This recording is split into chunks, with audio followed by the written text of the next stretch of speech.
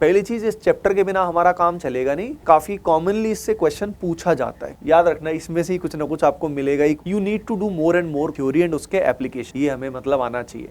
So this is a very important concept along with. Hello everyone, hello dear students, welcome to ATP star. कैसे हो बच्चों? Hoping that आप सब बहुत बहुत बढ़िया हो गए, बिंदास हो गए। देखो बेटा, बात ऐसी है कि आप सभी को जो फिजिकल केमिस्ट्री के वीडियोस थे अलोंग विद जो मास्टर सेशन था ऑर्गेनिक केमिस्ट्री का, आपने बहुत बहुत प्यार दिया है और अब उसी बेसिस पे उस प्यार को पाते हुए आगे प्रेम को बढ़ा रहे हैं, जिसमें मास्टर सेशन आज मैं आपके लिए लेकर आया हूँ इनऑर्गेनिक केमिस्ट्री का। आप जानते हो वैसे भी सिलेबस पहले से रिलेटिवली कम है, काफ़ी कम है इनऑर्गेनिक केमिस्ट्री का, तो उसको डील करना और भी आसान हो गया हमारे लिए। तो हम काफ़ी फोकस तरीके से इनऑर्गेनिक में लगभग पूरा का पूरा स्कोर कर सकते हैं, मतलब बढ़िया स्कोर कर सकते हैं। तो सारे सवालों के जवाब तुम्हें मिलने वाले हैं, बढ़िया से मिलने वाले हैं। तो आगे बढ़ते हैं सेशन में। उससे पहले बच्चों अनाउंसमेंट कर देता हूँ, सभी बच्चे टेस्ट सीरीज ज्वाइन कर लेना। AOTS आ चुकी है ना, अपडेटेड सिलेबस के हिसाब से। तो AOTS को ज्वाइन करने के लिए, सिंपली टेस्ट सीरीज को ज्वाइन करने के लिए क्या करना है पता है आपको ना? ऐप पे लॉगिन करो या वेबसाइट पे लॉगिन कर लो, स्टार बैचेस सेक्शन में जाओ। स्टार बैचेस सेक्शन में जाके वहाँ पे आपको AOTS मिल जाएगा, वहाँ से AOTS ज्वाइन सभी के सभी बच्चे ज़रूर कर लेना, ठीक है? बहुत हेल्पफुल रहेगा आपके लिए। अब हम इनऑर्गेनिक केमिस्ट्री में सबसे पहले चैप्टर के बारे में बात करते हैं बच्चों। ये है पीरियोडिक प्रॉपर्टीज। देखो, जो पीरियोडिक प्रॉपर्टीज है, अगर हम इससे बात करें तो यहाँ पे हम 1 से 2 क्वेश्चन एक्सपेक्ट कर सकते हैं। तो इसका ROI बहुत ही अमेजिंग है। पहली चीज, इस चैप्टर के बिना हमारा काम चलेगा नहीं। आगे सब कुछ समझने में पीरियोडिक प्रॉपर्टीज तो आनी ही चाहिए, लेकिन ये 1 या 2 क्वेश्चन, अगर 2 क्वेश्चन आ गए तो काफी छोटा चैप्टर है और इस छोटे से चैप्टर से 2 क्वेश्चन मतलब मौजा ही मौजा, मजे हो गए भाई। तो यहाँ पे जो क्वेश्चन आते हैं वो किस किस तरह के क्वेश्चंस आते हैं? तो देखो, आजकल के ट्रेंड में नेचर ऑफ ऑक्साइड्स जो है, ये काफी कॉमनली इससे क्वेश्चन पूछा जाता है कि भाई ऑक्साइड जो है वो न्यूट्रल है, एसिडिक है या बेसिक है। इसका ऑर्डर भी पूछ लेते हैं कि भाई एसिडिक स्ट्रेंथ जो है ऑक्साइड्स की सबसे ज्यादा किसकी है, या decreasing order of acidic strength में बताओ या बेसिक कैरेक्टर में बताओ। तो आपको नेचर ऑफ ऑक्साइड्स पता होना चाहिए इन अ वेरी सिमिलर मैनर। बिल्कुल सिमिलर फंडा होता है रिगार्डिंग द मेटेलिक कैरेक्टर, कि मेटेलिक कैरेक्टर का ऑर्डर जो है, ट्रेंड जो है, डाउन द ग्रुप या लेफ्ट से राइट अगर हम पीरियड में मूव करते हैं तो क्या रहता है, काफी सिमिलर कॉन्सेप्ट पे है। सिमिलरली जो हमारा रेडियाई का ऑर्डर रहता है, आयनिक जो रेडियाई है उसके जो ट्रेंड्स हैं हमारे पास, डाउन द ग्रुप कैसे वेरी करेगा, यानी पीरियोडिक ट्रेंड्स जो हैं वो 4-5 टाइप से ही मेनली क्वेश्चन आते हैं। आयनाइजेशन एंथैल्पी या इलेक्ट्रॉन गेन एंथैल्पी कैसे वेरी करता है, फर्स्ट आयनाइजेशन के बाद सेकंड आयनाइजेशन एनर्जी बढ़ेगी घटेगी, क्या होगा।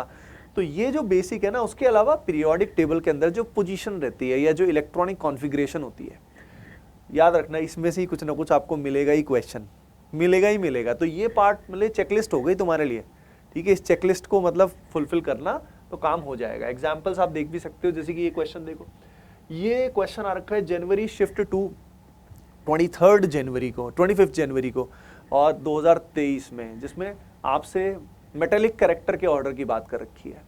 यहाँ पे स्टेटमेंट बेस्ड क्वेश्चन है, इसके अंदर बात कर रखी है फर्स्ट आयनाइजेशन एंथैल्पी का, बोरोन से एल्यूमिनियम जो डिक्रीज हो रहा है उसके बारे में बात कर रखी है। तो आपको कंसेप्चुअल नॉलेज भी होनी चाहिए कि भाई ट्रेंड क्यों होता है और ट्रेंड क्या होता है, क्या और क्यों दोनों पता होने चाहिए। स्ट्रिक्टली जो क्वेश्चंस हैं इनऑर्गेनिक केमिस्ट्री में, आप सभी जानते हो भाई, हमारी जो भगवद गीता है वो है NCERT से लाइन टू लाइन क्वेश्चन आ जाते हैं। लेकिन इनऑर्गेनिक को अच्छा करने के लिए 2 फंडे सबसे इंपॉर्टेंट है। एक है जो की कॉन्सेप्ट्स हैं, उनको आप शॉर्ट नोट्स के रूप में लिख सकते हो, और की कॉन्सेप्ट्स को लिखने के साथ साथ, शॉर्ट नोट्स बनाने के साथ साथ, you need to do more and more questions. NCERT based जितने ज़्यादा क्वेश्चन करोगे काम हो जाएगा। इसमें आप नीट के भी प्रीवियस ईयर क्वेश्चन कर सकते हो और NCERT लाइन टू लाइन कोई भी किताब भी ले सकते हो। NCERT एग्जाम्पलर भी उसमें अच्छी रहती है प्रैक्टिस के लिए, क्योंकि प्योर NCERT वैसे पढ़ना, डायरेक्टली पढ़ना काफ़ी बोरिंग हो जाता है कई बार, है ना बच्चों? अब यहाँ पे आप देख सकते हो ये जो पर्टिकुलर क्वेश्चन है, इसमें बोला हुआ inert gases have positive electron gain enthalpy, correct order क्या रहेगा, समझ रहे हो? तो ये पीरियोडिक ट्रेंड्स वही सेम घिसे पिटे क्वेश्चंस आते हैं, मतलब बहुत ज़्यादा डिफिकल्ट क्वेश्चन नहीं बनते इससे। तो बहुत ईजी नंबर है ये, ईजी 4 या 8 मार्क्स आपके फिक्स हो गए। केमिकल बॉन्डिंग, भाई देखो सिलेबस के हिसाब से तो केमिकल बॉन्डिंग को फिजिकल केमिस्ट्री में डाला गया है, लेकिन आप समझ रहे हो भाई इनऑर्गेनिक केमिस्ट्री का हिस्सा है ये। और अगर हम केमिकल बॉन्डिंग की बात करें तो इससे 2 क्वेश्चंस हम एक्सपेक्ट कर सकते हैं। यानी टोटल 8 क्वेश्चंस में से हो सकता है 4 क्वेश्चंस तो हमारे इन 2 चैप्टर से ही काम हो जाए। अब यहां पे 2 क्वेश्चंस की अगर बात करें तो प्राइमरीली किस किस चीज से आते हैं। देखो भाई, एक तो हमारा क्वेश्चन तय है मॉलिक्यूलर ऑर्बिटल थ्योरी एंड उसके एप्लीकेशन पे। हमें एमओटी के थ्रू जो इलेक्ट्रॉनिक कॉन्फ़िगरेशन लिखना होता है वो आना चाहिए कि how to write electronic configuration. Apart from writing, उसके बेसिस पे हम क्या क्या निकाल सकते हैं, जैसे बॉन्ड ऑर्डर निकाल सकते हैं। अब बॉन्ड ऑर्डर निकालने से हमें बॉन्ड लेंथ के ऑर्डर्स का पता लग जाता है, हमें ये पता लग जाता है उस प्रोसेस में कि पैरामैग्नेटिक नेचर है या डायमैग्नेटिक नेचर है। ठीक है, तो इस बेसिस पे क्वेश्चन आना ऑलमोस्ट तय है। सेकेंड पार्ट जिससे क्वेश्चन आने के चांस हाईएस्ट है वो है भाई स्ट्रक्चर, शेप एंड हाइब्रिडाइजेशन। यानी आपको फॉर एग्जांपल कोई स्ट्रक्चर दे दिया, XCOF2 दे दिया, XCF6 दे दिया, IF7 दे दिया, उसके बेसिस पे सेंट्रल एटम के पास कितने लोन पेयर हैं, कितने बॉन्ड पेयर हैं, किस तरह की शेप है, स्ट्रक्चर है, हाइब्रिडाइजेशन है, ये जो पर्टिकुलर कॉन्सेप्ट है ये हमें मतलब आना चाहिए। तो नॉर्मली 2 क्वेश्चन आपको एक तो इससे मिलता है या इससे मिलता है। पूछ लेता है आपसे भाई कौन सी, किसकी शेप लीनियर है, किसकी शेप जो है वो सी सॉ है, राइट।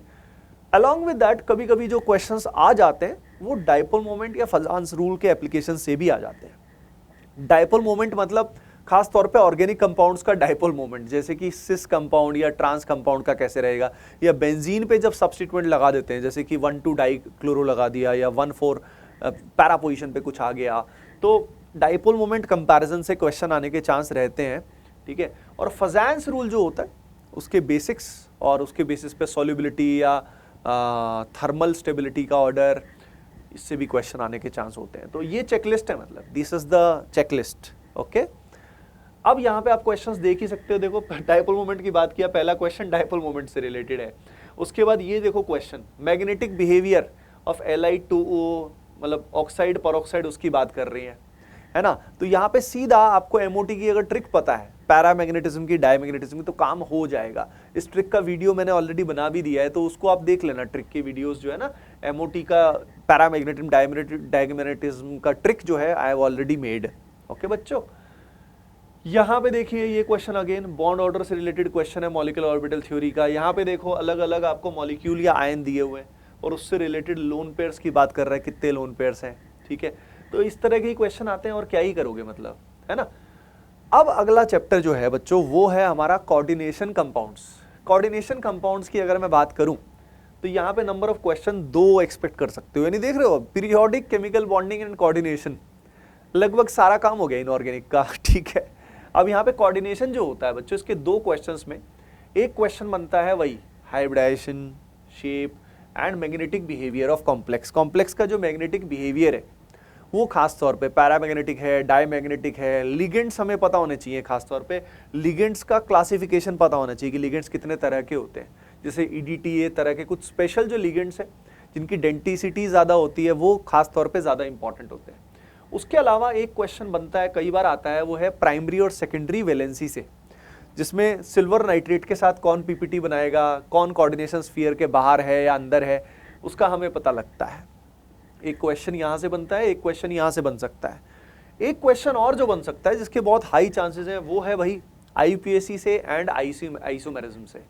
यानी नॉर्मली क्वेश्चन या तो एक पार्ट इससे आएगा और एक आएगा IUPAC एंड आइसोमेरिज्म से।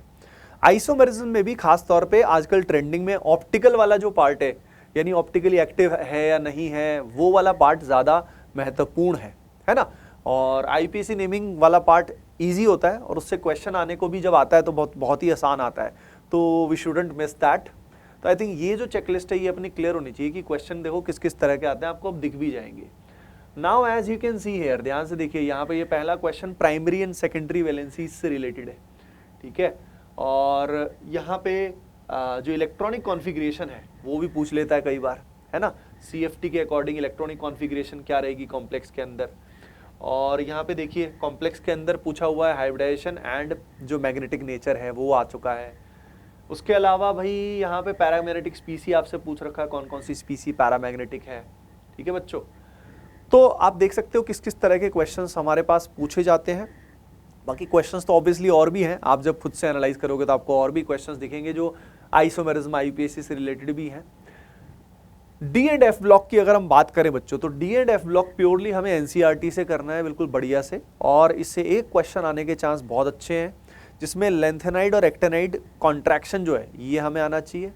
लेंथेनाइड एक्टेनाइड के अलावा जो भाई ऑक्सीडाइजिंग एंड रिड्यूसिंग नेचर होता है उससे क्वेश्चन काफ़ी आते हैं, काफ़ी कॉमनली क्वेश्चन उससे आते हैं, जैसे कि K2Cr2O7 जो है या KMnO4 जो है, ये इनका बिहेवियर क्या रहता है एसिडिक मीडियम में या फॉर एग्जांपल बेसिक मीडियम में या न्यूट्रल मीडियम में, क्या करते हैं, किसको ऑक्सीडाइज कर पाते हैं, नहीं कर पाते। सो this is a very important concept along with general trend जो होते हैं ना, जैसे कि कलर्स के अंदर, कलर में तो ट्रेंड क्या होता है, मतलब कुछ कलर्स अपने को जो इंपॉर्टेंट कलर कंपाउंड है वो पता होने चाहिए, और उसके अलावा कलर के चेंजेस अगर रिएक्शन में हो रहे हैं वो पता होने चाहिए। उसके अलावा जो ऑक्सीडेशन स्टेट्स में चेंजेस हैं वो हमें बहुत अच्छे से आने चाहिए। ठीक है, जो क्वेश्चन आते हैं, देखिए किस तरह के क्वेश्चन हमारे सामने पूछे जाते हैं बच्चों, आइए देखते हैं। जैसे कि यहाँ पे आप क्वेश्चन देख सकते हो, यहाँ पे पूछा हुआ है which one among the following are good oxidising agent, है ना, कौन कौन से यहाँ पे गुड ऑक्सीडाइजिंग एजेंट है। सिमिलरली देखो यहाँ पे K2Cr2O7 के बारे में क्वेश्चन आ रखा है ना।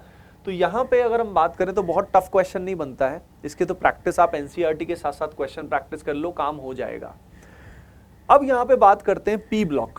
पी ब्लॉक जो है अब हास्याप मतलब बेसिकली हंसी के योग्य है, क्योंकि अब उतना ज़्यादा है नहीं इसके अंदर मसाला। पी ब्लॉक से हम एक क्वेश्चन को ही एक्सपेक्ट कर सकते हैं, अभी पहले 2 क्वेश्चन एक्सपेक्ट करते थे, और ये जो क्वेश्चन है इसमें हमें स्ट्रक्चर्स ऑफ ऑक्सी एसिड या ऑक्साइड्स कर लेना चाहिए, वैसे लिखा नहीं हुआ बट मेरा मानना है इतना तो कर लेना चाहिए, देख लेना चाहिए। उसके अलावा मेनली लिखा हुआ है जनरल ट्रेंड्स, और जनरल ट्रेंड्स में सबसे इंपॉर्टेंट एप्लीकेशन होता है इनर्ट पेयर इफेक्ट का। डाउन द ग्रुप जो आप जानते हो कि लोअर ऑक्सीडेशन स्टेट की स्टेबिलिटी ज़्यादा होती है क्या, तो इनर्ट पेयर इफेक्ट आप सभी को क्लियर होना चाहिए। समझ में आ रहा है आपको? तो ये जनरल ट्रेंड्स अपने को क्लियर होने चाहिए, और इससे रिलेटेड वन शॉट भी मैं लेकर आ चुका हूँ, तो उस वन शॉट को देख लेना, उसमें जनरल ट्रेंड्स की ही बात कर रखी है प्राइमरीली हमने। इसके बाद आप क्वेश्चंस, ये तो खैर पुराने वाले क्वेश्चंस भी कई इसके अंदर मिल जाएंगे, तो let's not look at them. अब बात आती है last but not the least, that is salt analysis. Salt analysis को किस तरीके से डील करना है जेईई मेन के लिए, इसमें हम एक क्वेश्चन एक्सपेक्ट कर सकते हैं। पहली चीज तो ये एक क्वेश्चन एक्सपेक्ट कर सकते हैं, और इसको करने के लिए ओवरऑल पहले तो जो कुछ इंपॉर्टेंट फेमस कंपाउंड्स हैं, जैसे कि प्रशियन ब्लू है वो क्या होता है, फेमस कलर्स हैं वो अपने को क्लियर होने चाहिए, और फेमस रिएक्शंस जो मेजर रिएक्शंस हैं वो अपने को जरूर आनी चाहिए। ठीक है, अलॉन्ग विद दैट, जैसे कि इससे क्वेश्चन कई 2 शिफ्ट्स में आया, नेस्लर रिएजेंट में क्या क्या होता है। ठीक है, आप सभी कमेंट सेक्शन में बताना कि नेस्लर रिएजेंट कौन सा होता है ना, सभी के सभी कमेंट सेक्शन में जरूर बताना बच्चों। देखते हैं कौन कौन बच्चे इस समय तक सेशन में एक्टिव है, वो सिंसियर एटीपीएंस भी मुझे पता लगेंगे, है ना। तो ठुल्लू तो शुरू में ही गायब हो जाते हैं, लेकिन जो सिंसियर है वो अभी तक है। और लाइक अभी तक नहीं किया तो भाई बेटा जल्दी कर देना लाइक, है ना, बहुत बहुत जरूरी होता है, मतलब जिंदगी में, मास्टर की जिंदगी में।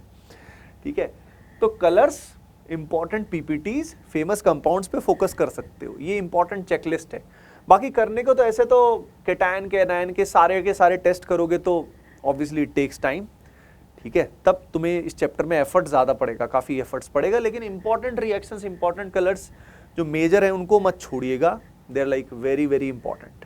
ओके बच्चों, तो भाई ओवरऑल अगर मैं कंक्लूजन निकालूं, आपको पता लग गया होगा कि इनऑर्गेनिक को डील करना is not that difficult. Inorganic को डील करना बिकम्स लाइक काफ़ी ईजी है आज के टाइम में इनऑर्गेनिक को डील करना, और आप सब बहुत अच्छा कर सकते हो, जिसमें पहले 3 चैप्टर तो बिल्कुल ही गेम चेंजर हैं। आपका कोऑर्डिनेशन हो गया, केमिकल बॉन्डिंग हो गया, और पीरियोडिक प्रॉपर्टीज हो गया, ये तो मतलब बेस्ट है आप सबके लिए, है ना। तो इन सबको बढ़िया से कर लेना, और बस प्रैक्टिस के लिए AOTS देते रहना। ठीक है, और तो क्या है, और मैं क्या बताना चाह रहा था, अलॉन्ग विद दैट एनसीईआरटी को करने का बेस्ट तरीका मैंने बता दिया, विद प्रैक्टिस।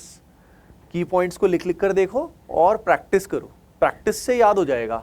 ऐसे रटने की कोशिश करोगे याद नहीं रहेगा, इनऑर्गेनिक में डिफिकल्टी रहेगी।